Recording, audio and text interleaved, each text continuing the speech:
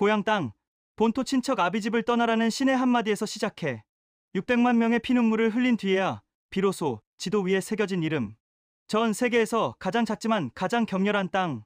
이스라엘과 유대인들의 3,750년 피와 눈물의 대장정은 어떻게 시작되었을까요? 지금 그 거대한 역사의 막이 열립니다. 1. 약속의 땅 가나안으로의 여정과 원주민들과의 갈등. 구약 성경에 따르면 어느 날 여호와 하나님이 아브람에게 정든 고향을 떠나 가나안 땅으로 가라는 계시를 내립니다. 당시 75세였던 아브람은 아내 사라와 조카들과 함께 긴 여정 끝에 약속의 땅 가나안에 도착합니다.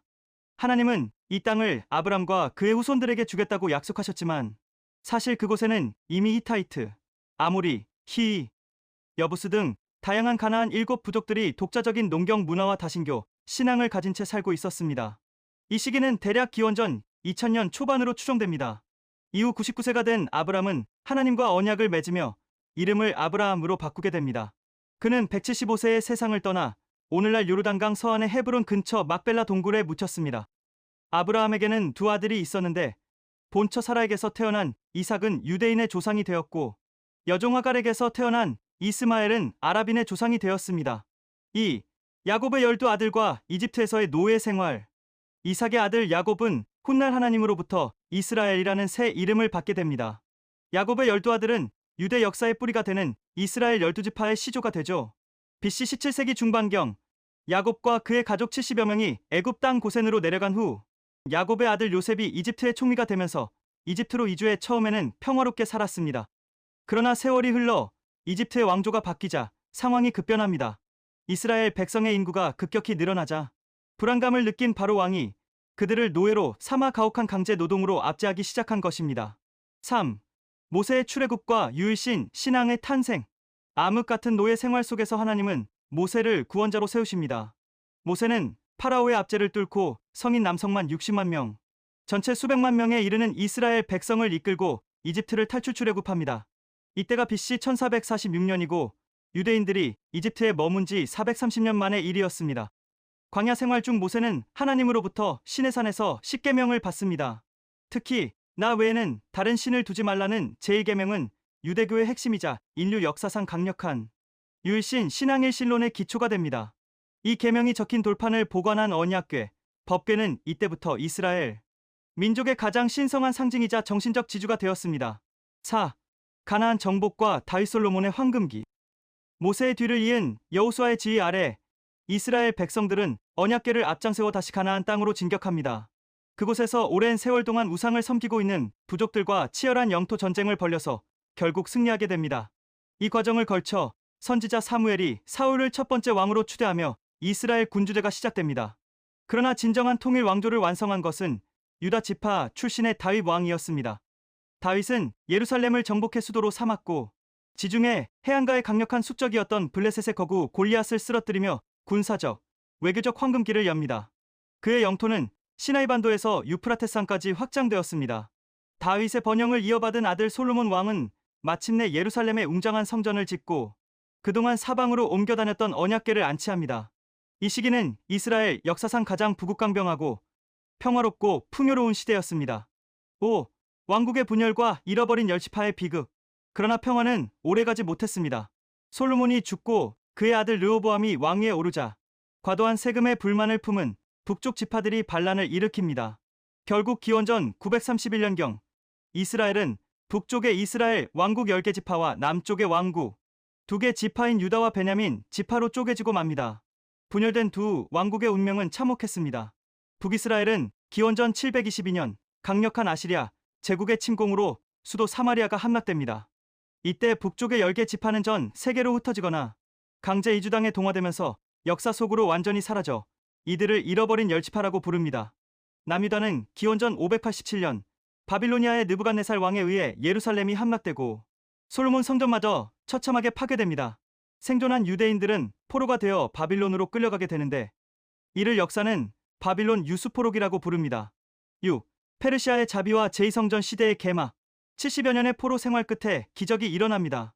바빌로니아를 무너뜨린 페르시아 아케메네스 왕조의 키루스 대왕 고레스는 자비로운 종교 관용 정책을 펼친 것입니다. 그는 유대인들이 고향 예루살렘으로 돌아가 성전을 재건할 수 있도록 허락하고 자치권을 부여했습니다. 그 후 제사장 에스라와 총독 느헤미야의 주도 아래 약 150년간 폐허로 방치되었던 성전이 다시 세워지니 이때부터를 제2성전 시대라고 부릅니다. 이후 비록 페르시아, 그리스 등 외세의 지배를 받는 처지였지만 유대인들은 신앙의 중심지를 다시 찾게 되었습니다. 7. 마카베오 반란과 짧았던 독립. 그리고 하누카의 유래. 기원전 167년 그리스계 셀레우코스 왕조의 안티오코스 4세가 유대교를 금지하고 예루살렘 성전에 그리스 신상을 세우는 등 유대 문화를 말살하려 하자 유대인들의 분노가 폭발합니다. 사제 마타디아와 그의 아들들 마카베오, 형제들이 이끈 마카베오 반란은 마침내 예루살렘을 탈환하는 데 성공합니다. 기원전 164년 그들은 더럽혀진 성전을 깨끗이 청소하고 하나님께 다시 봉헌했는데 이를 기념하는 축제가 오늘날 유대인의 전통 명절인 하누카, 빛의 축제입니다. 이 반란을 통해 유대인들은 하스몬, 왕조를 세우며 잠깐의 독립을 맛보게 됩니다. 8점. 로마의 통치와 예루살렘의 대파괴, 디아스포라의 시작.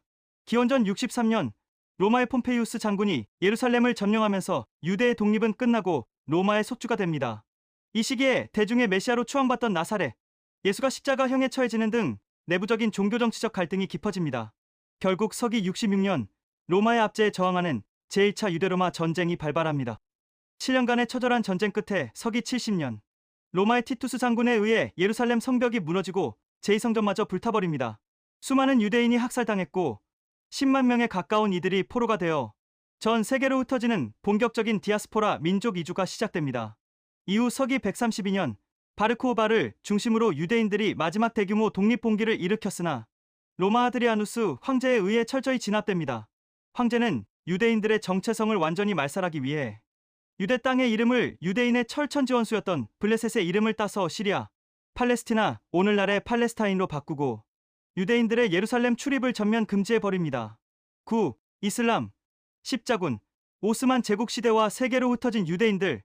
638년 이슬람 군대가 이 지역을 정복하면서 칼리프 오마르에 의해 유대인들의 예루살렘 거주가 다시 허용되었지만 무거운 세금 등으로 인해 유대인 인구는 계속 줄어들었습니다. 설상가상으로 1099년 기독교 십자군이 예루살렘을 점령하면서 무슬림과 유대인들을 무차별 학살하는 비극이 벌어집니다. 고향을 잃은 유대인들은 전 세계로 흩어져 거주 지역에 따라 독특한 공동체를 형성했습니다. 아슈케나즘 독일, 프랑스, 동유럽 등지에 정착한 유대인, 스파라딤 스페인, 포르투갈 등 이베리아 반도에 정착한 유대인, 미즈라임 중동, 북아프리카, 중앙아시아 등지에 남은 유대인. 1516년에 이 지역을 장악한 오스만 제국은 비교적 관용적인 정책을 펴서 스페인에서 쫓겨난 세파르디 유대인들을 대거 받아들였습니다. 이 시기 유대인들은 상업과 무역을 통해 다시 번영을 누리기도 했습니다. 10. 시오니즘의 발흥과 영국의 위임 통치. 19세기 후반 유럽 전역에서 유대인을 향한 박해와 반유대주의가 다시 기승을 부리자 유대인 언론인 시어도어 허츠는 유대인들이 안전하게 살 수 있는 우리만의 독립 국가를 세워야 한다고 주장하며 시오니즘 유대인 고향 건설 운동을 제창합니다. 제1차 세계대전 중이던 1917년 영국의 외무장관 아서 벨포어는 팔레스타인 땅의 유대인 국가 건설을 지지한다는 벨포어 선언을 발표합니다. 전쟁에서 오스만 제국이 패배하자 팔레스타인은 영국의 위임 통치하에 들어가게 되었고 전 세계 유대인들이 대거 팔레스타인 땅으로 이주하기 시작하면서 기존에 살고 있던 아랍인들과의 피비린내 사는 유혈 충돌이 본격화됩니다. 11. 홀로코스트의 비극과 이스라엘 국가 건국. 제2차 세계대전 중 나치 독일에 의해 유대인 600만 명이 학살당하는 전대미문의 비극 홀로코스트가 발생합니다. 이 참혹한 사건은 역설적으로 유대인들에게 우리만의 주권, 국가가 없으면 언제든 죽을 수 있다는 강력한 경각심을 심어주었고 국제사회 역시 유대인 동정 여론으로 돌아섭니다. 결국 1947년 유엔은 팔레스타인 땅을 유대인 국가와 아랍인 국가로 강제 분할하는 안을 통과시켰습니다. 아랍 측은 이를 단호히 거부했으나 1948년 5월 14일 유대인들은 마침내 이스라엘 국가의 독립을 선언합니다. 독립선언 바로 다음 날부터 주변 아랍 국가들의 침공으로 제1차 중동전쟁, 독립전쟁이 발발했고 이후 이스라엘은 1956년의 수에즈 위기, 1967년 6.1 전쟁과 1973년 욤키푸르 전쟁 등 수많은 전쟁을 치르며 영토를 확장해 나갔습니다. 1990년대는 오슬로 협정 등 평화를 위한 노력이 있었으나 오늘날까지도 요르단강 서안과 가자지구를 둘러싼 이스라엘과 팔레스타인의 갈등은 인류 역사상 가장 해결하기 어려운 복잡한 난제로 남아 있습니다.